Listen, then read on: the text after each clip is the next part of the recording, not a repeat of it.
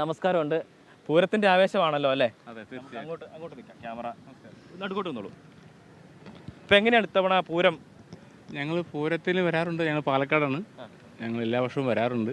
അപ്പോൾ തെക്കേ നട തുറക്കൽ കണ്ടിട്ടില്ല. നാളെയാണ് സാധാരണ വരാറ്. അപ്പോൾ ഇന്ന് കാണാമെന്ന് പറഞ്ഞ് ഫാമിലിയായിട്ട് വന്നതാ. ഓക്കെ, ഫാമിലി ഉണ്ട്, നമുക്ക് വിളിക്കാം. സാധാരണ ഇപ്പൊ എല്ലാ തവണയും തന്നെ വരാറുണ്ട്? അധികവും എല്ലാ വർഷവും വരാറുണ്ട്.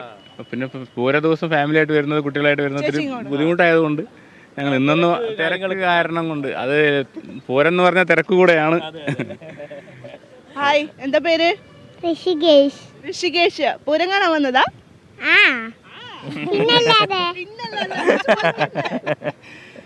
കഴിഞ്ഞ വട്ടം വന്നിരുന്നോ? കഴിഞ്ഞ തവണ വന്നിരുന്നോ? ആദ്യമായിട്ടാ വരുന്നേ? അപ്പൊ ഒരുപാട് സംഭവങ്ങൾ കാണാനുണ്ട്. ഒക്കെ കണ്ടിട്ടേ പോവാളൂ കേട്ടോ. എന്തൊക്കെയാ വാങ്ങിയോ? വന്നിട്ട് വല്ല വാങ്ങിയോ? പൂരത്തിന് വന്നിട്ട് ഒന്നും വാങ്ങിയില്ലേ? അച്ഛൻ ഒന്നും വാങ്ങി തന്നില്ല? ആ. അപ്പം എങ്ങനെ പേരെന്ന് പറഞ്ഞു? അനീഷ്, പാലക്കാട്. അമ്മയുടെ പേര് പറഞ്ഞു? ശകുന്തള. ശ്രീജ.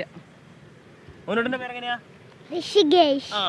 അപ്പോൾ എന്തായാലും ഇങ്ങനെ സംസ്ഥാനത്തിന്റെ വിവിധ ഭാഗങ്ങളിൽ നിന്നുള്ള ആളുകൾ ഇങ്ങനെ എത്തിക്കൊണ്ടിരിക്കുകയാണ്. പൂരം കഴിഞ്ഞ തവണ കണ്ടപ്പോൾ എന്താ ശരിക്കും തോന്നിയേ? ഇത്തവണ എന്തെങ്കിലും തരത്തിൽ സ്പെഷ്യൽ ഉണ്ടാവും എന്നുള്ളതാണ് എല്ലാവരുടെയും ഒരു പ്രാർത്ഥനയും ആവശ്യവും. നോക്കാം, തീർച്ചയായും ഉണ്ടാവുമെന്ന് വിചാരിക്കുന്നു. എങ്ങനെ ഇന്ന് പോവോ അതോ?